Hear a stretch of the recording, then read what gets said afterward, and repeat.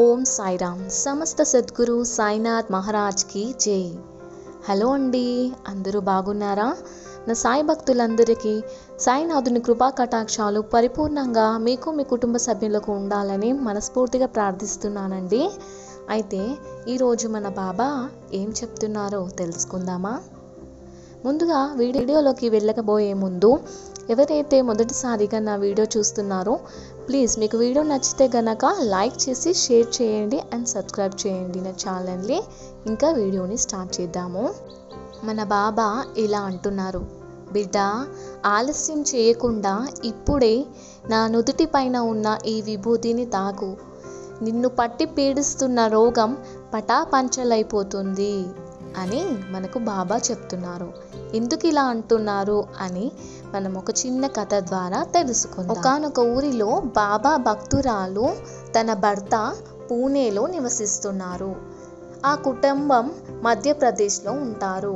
అయితే వాళ్ళ తాతగారు బాబాని పూజించటం ఎప్పటి నుంచో ప్రారంభించారు. కానీ ఆమె భర్త బాబాని నమ్ముతాడు. కానీ కొందరు అదే పనిగా బాబా అది చేస్తారు, ఇది చేస్తారు, అతన్ని నమ్మొద్దు, బాబా ఏమైనా దేవుడా అని చాలా విమర్శలే వచ్చాయి. అప్పుడు తన భర్త దీనికి విరుద్ధం. తన జీవితంలోని ప్రతి నిమిషానికి ఆమె బాబాకి కృతజ్ఞతలు తెలుపుకుంటూనే ఉంటుంది.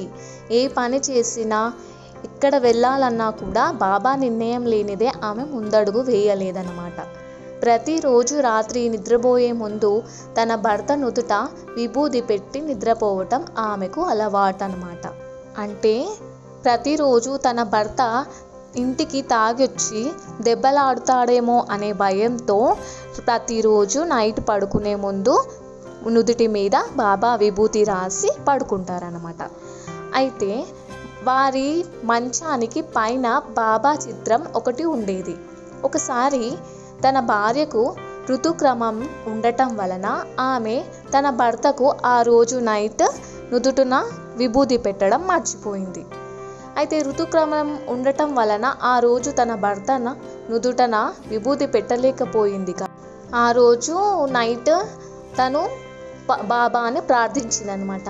బాబా, ఈరోజు నేను నీ బొట్టును ముట్టుకోలేను, నీ విభూదిని నేను నా భర్తకి నుదుటన ధరింపించజేయలేను, కాబట్టి నా భర్తను జాగ్రత్తగా రక్షించు అని బాబా చిత్రపటం ముందు నిలబడి ప్రార్థించి దీపాలను ఆర్పి పక్క గదిలోకి పడుకోవడానికి వెళ్ళింది.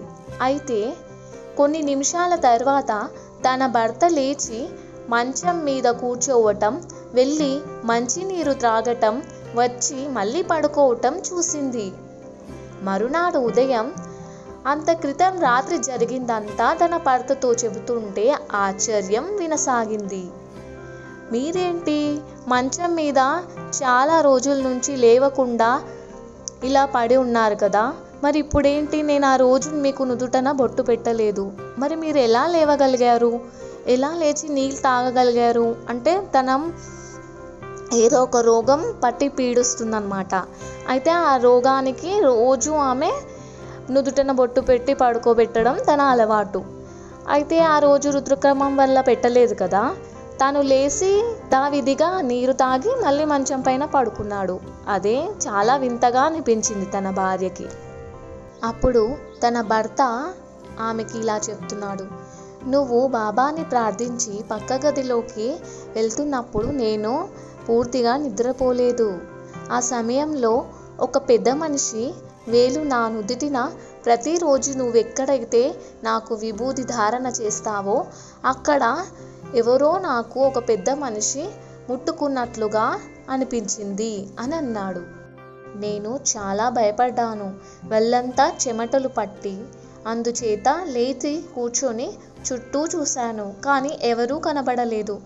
నువ్వు కూడా లేవు నా పక్కన, కానీ నా నుదుటన మీద మాత్రం విభూది ఉంది. మంచినీరు తాగి వచ్చి పడుకొని నిద్రపోయాను అన్నాడు తన భర్త. భార్యాభర్తలిద్దరూ కూడా బాబాయే అతని నుదుట మీద విభూది పెట్టాడని నమ్మారు. అనంతకోటి బ్రహ్మాండ నాయక రాజాదిరాజ యోగి రాజా పరబ్రహ్మ శ్రీ సచితానంద సమస్త సద్గురు సాయినాథ్ మహారాజ్ కీ జై.